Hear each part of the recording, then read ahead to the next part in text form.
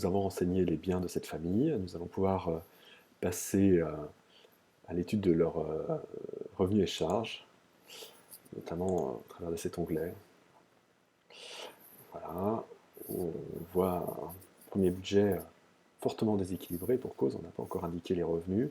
Alors on retrouve toutefois quelques informations liées à ce qu'on a préalablement saisi, donc notamment les revenus de ce bien immobilier loué, le crédit qui y est rattaché.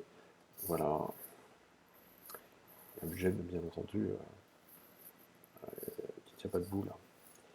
Donc on va rajouter quelque chose d'essentiel quand même, c'est le revenu du travail. Monsieur qui travaille dans une étude et qu'on est très heureux qu'il est salarié. Donc on avait d'autres choses, hein. Mais lui est salarié. Quelqu'un qui est presque à 100 000 euros maintenant. Il n'est pas chef d'entreprise, pas gérant, donc il ne touche pas de dividendes. En la matière. Et on enregistre. Voilà. Donc on retrouve les revenus du travail. Voilà. D'ailleurs, je vais revenir sur quelque chose. Point important, précision. À chaque fois que vous me voyez saisir des milliers d'euros, je vous montrerai comment est traitée la précision dans ce logiciel. Donc là, je saisis une somme à l'euro près, je valide. Vous verrez que ça ne change pas grand-chose. Qu'en fait, tous les chiffres sont arrondis aux milliers d'euros. Voilà. Il est très rare de trouver quelque chose de plus précis. C'est un parti pris.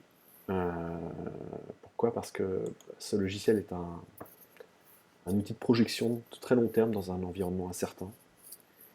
Et on veut vous inciter à prendre du recul par rapport à cet exercice.